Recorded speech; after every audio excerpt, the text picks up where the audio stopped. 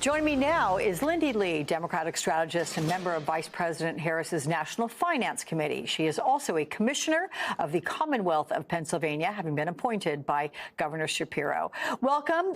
Nice to meet you here on the broadcast. So talk about the most important quality, as you see it, for Kamala Harris when making this decision.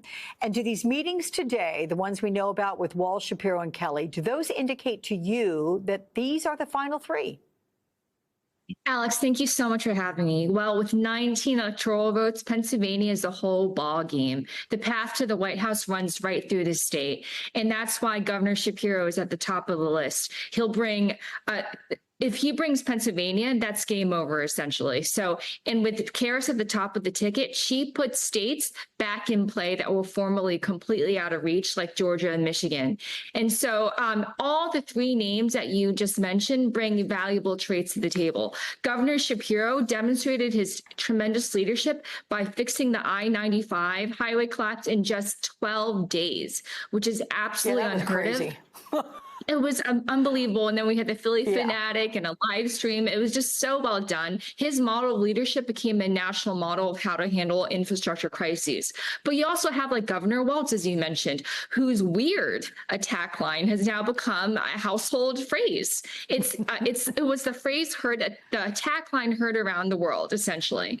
And then you have Governor Andy Beshear, who seems to be straight out of central casting, and Mark Kelly, who has a formidable life story. He's a bona fide American hero. He was a fighter pilot, and then he was an astronaut, and now he's a senator, and he was a husband of former Congresswoman Gabby Giffords, who survived an assassination attempt. So all these candidates would be phenomenal and leagues ahead of J.D. Vance.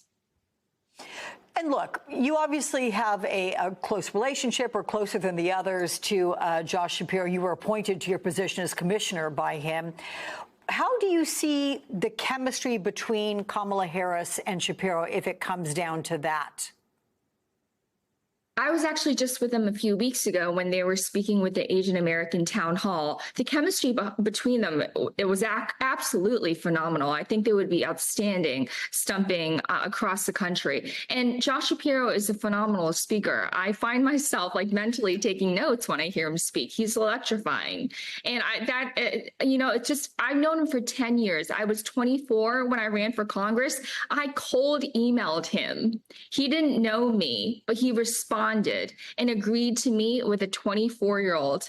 And it's a testament to his character that he was willing to take time out of his busy schedule to give me guidance. And we've been friends ever since. He's a truly incredible public servant, but he's also a fantastic and loyal friend.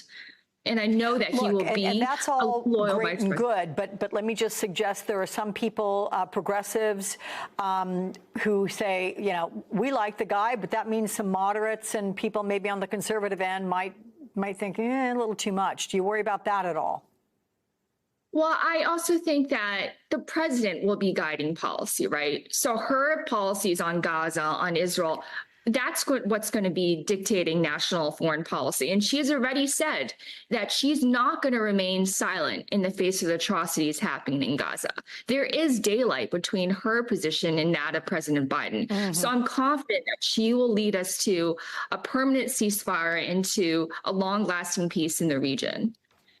Okay. And I'm sorry, I flipped the perspectives. That having been said, with your position there as the National Finance Committee, you're on that.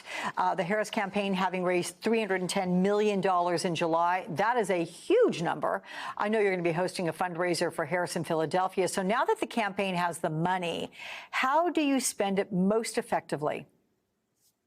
Well, three words, essentially: Pennsylvania, Pennsylvania, Pennsylvania. And that's the case for both campaigns. Both campaigns have committed to spend hundreds of millions of dollars in this state, because this is the tipping point state. And also, as I mentioned before, she is now able to galvanize young people in states that were formerly completely out of play. Michigan is back.